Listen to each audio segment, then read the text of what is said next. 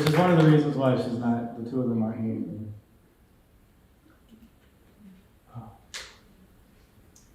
But the last 2 years, something that probably almost none of you know about is that we had to endure two miscarriages the last 2 years.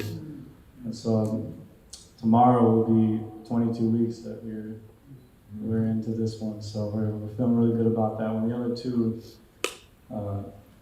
ended pretty quickly after we found out. So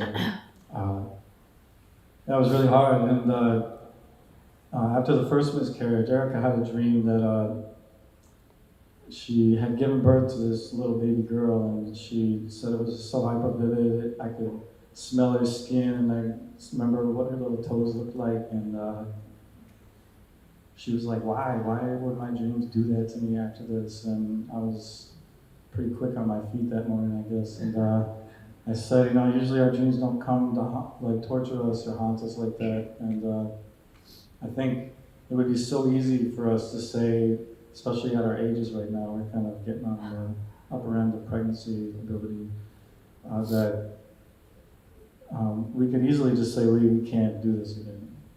Like, this is too hard. And I'm like, I feel like the dream wants you to know that there was this little girl that wanted to come in. And so we tried again, and we weren't able to get pregnant until about the exact same time the next year.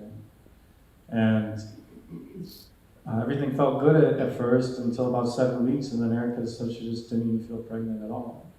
And we went in, and sure enough, there wasn't a heartbeat, and the baby had measured about a week before we got in there, so we think it just stopped living a week before we got in there. And this one especially hurt me. The first one, there was weird complications with it, and I was just happy that she was okay.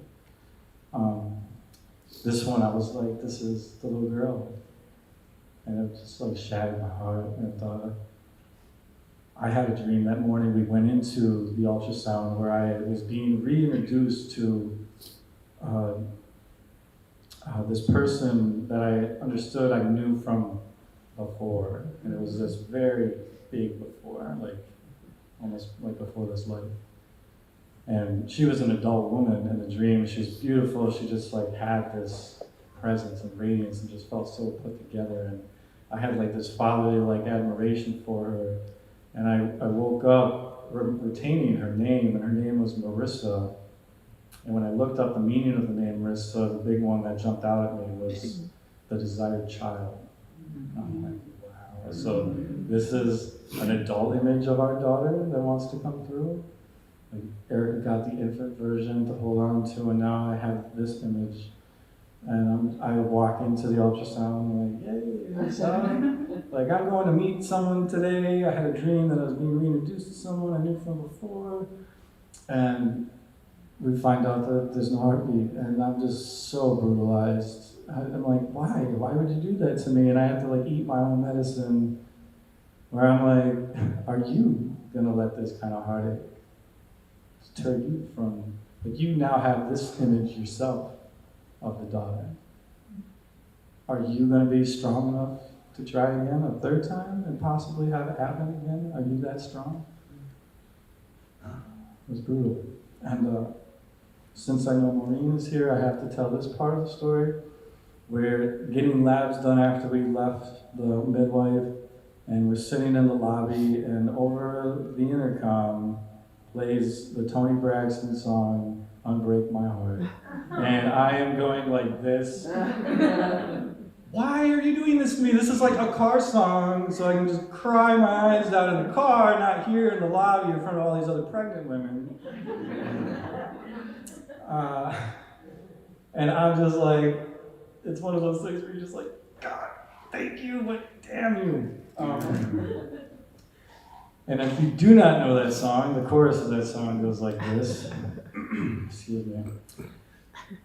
Unbreak my heart, and say you love me again, and undo this hurt you caused when you walked out the door and walked out of my life. I'm like, seriously? Undo this hurt you caused when you walked out the door and walked out of my life. And as I went back to my dream, the name Marissa, I kept hearing it in it, where it was just like, I just missed you. And I was like, ah. It's rough. And so we tried again, and it took until the exact same time the next year to get pregnant again, and here we are. And we've had so many beautiful dreams that just seem to be like, this is the time.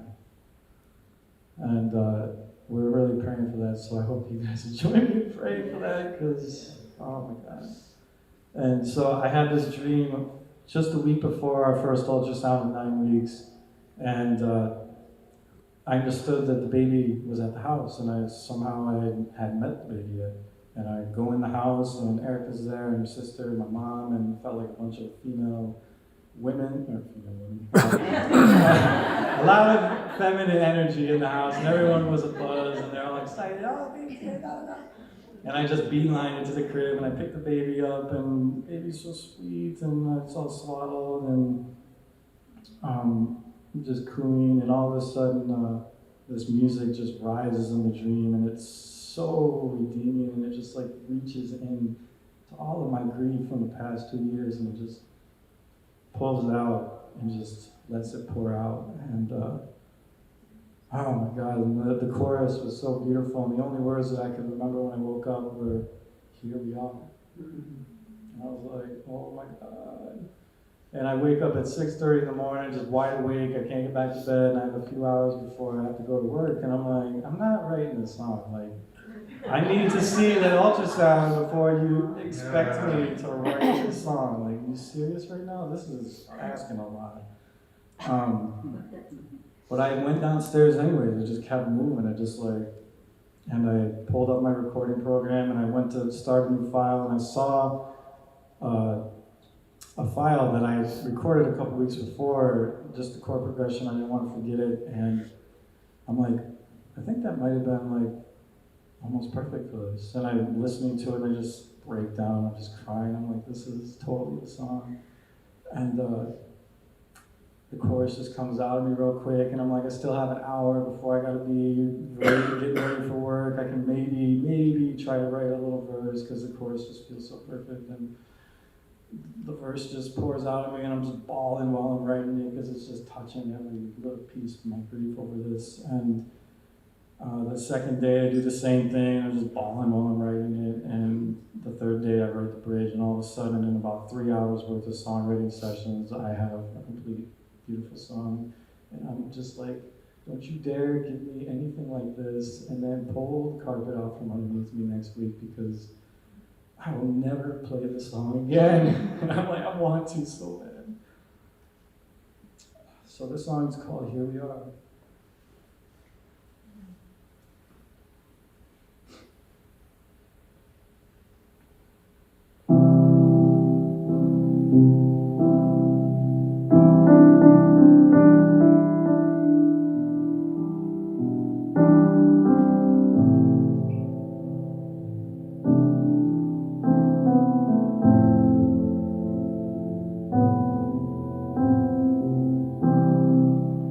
Your mother and I just can't believe we miscarried 2 times before, and each time you appeared in each of my dreams. We were losing hope of you coming home. Yeah, here we are. God has blessed our lives. You are with us now.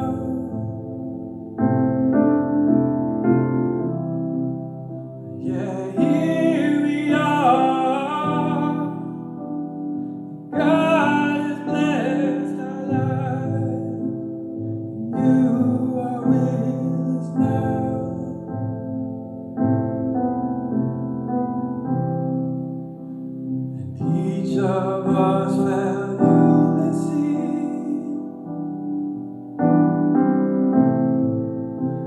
like our family was still incomplete.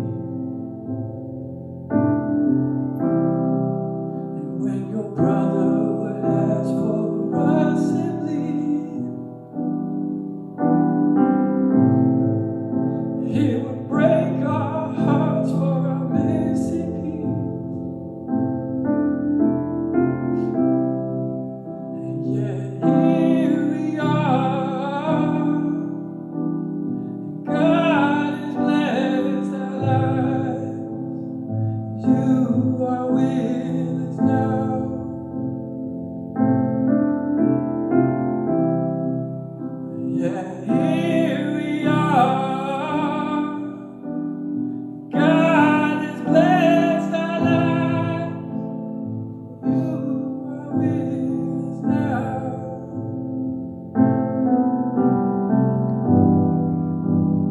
We have prayed and prayed for this day, for this day. And we can't wait for our first embrace to say,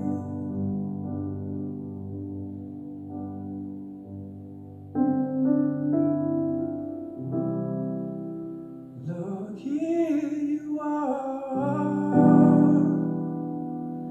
come to bless our lives. You are with us now. Well, here you are. Let's go.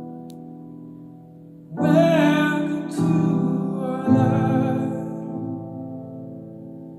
We are complete now.